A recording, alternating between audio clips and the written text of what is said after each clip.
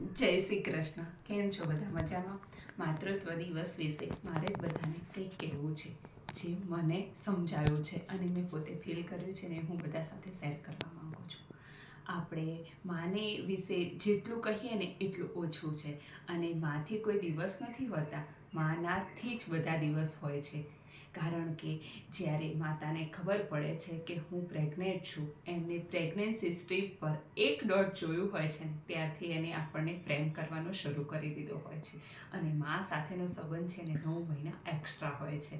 કારણ કે માતા છે ને આપણા માટે 9 મહિના આપણને એટલી બધી કાળજી રાખે છે. એને જે નથી ગમતું, એને જે નથી ભાવતું, એ આપણી માટે એ ખાય છે. કારણ કે એને નથી ગમતું પણ આપણા માટે સારું છે એટલે એ કરે છે. ત્યારથી એ એની લાઈફ આપણને આપી દે છે. ત્યારથી એ એના વિશે વિચારતી જ નથી. અને જે એમ કરીને એ 9 મહિના આપણું જતન કરે છે, એના ગર્ભમાં આપણો સરસ ઉછેર કરે છે. અને એ હંમેશા એવું જ વિચારતી હોય છે કે હું સૌથી બેસ્ટ મારા બાળકને આપું. અને જ્યારે આપણે જન્મ લઈએ છીએ ને ત્યારે એનો પણ એક નવો જન્મ થતો હોય છે. ત્યારથી માંડીને એ પહેલો દિવસ હોય છે કે આપણા રડવા પર એ દિવસે માં હસી હતી, પણ એ પછી ક્યારેય પણ આપણા રડવા પર માં ક્યારેય પણ હસી નથી. કારણ કે એ આપણને એવો રડવાનો મોકો જ નથી આપતી. કારણ કે જો નસીબમાં લખવાનો હક જો માને મળ્યો હોત ને તો કોઈના નસીબમાં દુઃખ જ ના હોત સાહેબ. અને ભગવાન દરેક જગ્યાએ નથી પહોંચી શકતા ને એટલે એને માનું સર્જન કર્યું છે. અને માં એક એવી હસ્તી છે ને કે જે તમને દરેક પ્રોબ્લેમનું સોલ્યુશન કરી આપે છે. માં છે ને 100 શિક્ષકની ગરજ સારે છે. અને માં અપણ હોય કે ભણેલી, પણ એ તો છે ને તે તમને જે જિંદગીના પાઠ શીખવે છે ને એ તો કોઈ બીજું વ્યક્તિ પણ નહીં જ શીખવી શકે.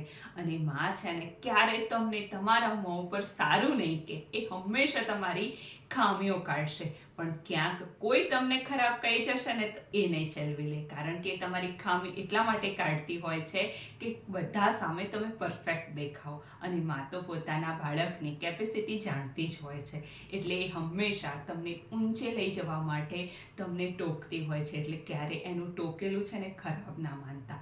અને માં છે ને તમારા માટે એ કરે છે જે બીજું કોઈ નથી કરતું. અને માનો પ્રેમ તો છે ને નિસ્વાર્થ છે, એમાં કોઈ જ સ્વાર્થ નથી છુપાયેલો. અને આ દુનિયામાં બે જ એવી વ્યક્તિ છે, માતા અને પિતા. બે જ એવી વ્યક્તિઓ છે જે તમને નિસ્વાર્થ પ્રેમ કરે છે અને સફળતા બહુ જ સર કરો ને એવા આશીર્વાદ આપે છે. બીજું કોઈ વ્યક્તિ તમને ઊંચી સફળતા પર જવા માટે જોઈ નથી શકતો.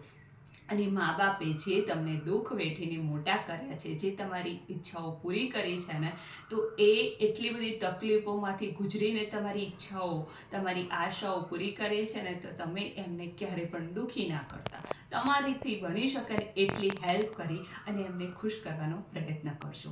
અને બસ એટલું જ કહેવું છે કે જ્યારે જ્યારે આપણને એવું ફીલ થાય છે કે આપણે એકલા પડી ગયા છે, ક્યાંક અટકી ગયા છે, કંઈ જ સમજાઈ નથી રહ્યું, ત્યારે આપણે માને યાદ કરીએ છીએ. અને ત્યારે આપણે માના ખોળામાં માથું મૂકી દઈએ છીએ અને માનો જે પ્રેમાળ હાથ આપણા માથે ફરે છે ને, ત્યારે આપણી બધી જ તકલીફોનું સોલ્યુશન આપણે મળી ગયું અને એવું લાગે છે. માના ખોળામાં તો જન્નત છે અને મા થકી જ આપણી દુનિયા છે. એક કહેવત છે કે ઘોડ વિના મોરો કંસાર, માત વિના સૂનો સંસાર. ક્યારેય પણ મા વિનાની કલ્પના આપણે કરી જ નથી શકતા. ઘરમાં આપણી પગ મૂકીએ ને તરત જ મમ્મી મમ્મી મમ્મી, કંઈ જ કામ ના હોવા છતાં પણ આપણું બોલવું હોય છે. કેમ કે બસ આપણને માં ના દેખાય ને તો આપણને ચેન નથી પડતું કે મમ્મી ક્યાં જતી રહી, ક્યાં છે, શું થયું હશે. એટલા બધા વિચારો આપણા મગજમાં આવે છે. અને ક્યારેય પણ આપણે માને એવું નથી કહેવાનું કે માં તને નહીં સમજાય, તું રહેવા દે, તને નહીં ખબર પડે. એ વસ્તુ ક્યારે પણ ના કહેશો. કારણ કે જ્યારે તમે નાના હતા, તમને સમજાતું નહોતું, બોલતા નહોતું આવડતું, ત્યારે એને તમને શીખવ્યું હતું. અને તમારી કાલી ગેલી ભાષા તમારી માં સિવાય કોઈ સમજી નથી શકતું. ત્યારે તમારી માં સમજીને તમને એ વસ્તુ આપતી હતી અને રાખતી હતી. ત્યારે એ તમને પ્રેમથી હગ કરતી હતી. ત્યારે તમને એવું નથી કહેતી કે તને નથી સમજાતું તો તું રહેવા દે, હું નહીં તને કરી આપું. એટલે માને ક્યારે પણ એવું ના કહેતા. કારણ કે એવું સાંભળીને એને ખૂબ જ દુઃખ થાય છે. કારણ કે એને તમને ભરપૂર પ્રેમ આપીને ઉછેર્યા હોય છે. અને હું તો એટલું જ કહીશ કે આપણાથી ક્યારેક પણ ક્યાંક ભૂલ થઈ ગઈ હોય ને તો માને સોરી કહી દેવું, અને માનું દિલ ક્યારે પણ ના દુખાવવું, અને માનું ખૂબ જ જતનથી એની આપણે સાચવી રાખવી જોઈએ, અને એની આપણે જ્યાં પણ જરૂર પડે ને ત્યાં આપણે એની પાસે હોવું જોઈએ. કારણ કે આખી દુનિયામાં માતા પિતા સિવાયનો નિસ્વાર્થ પ્રેમ ક્યારેય મળી નથી શકવાનો, અને એમનું ઋણ આપણે ક્યારેય ચૂકવી પણ નથી શકવાના.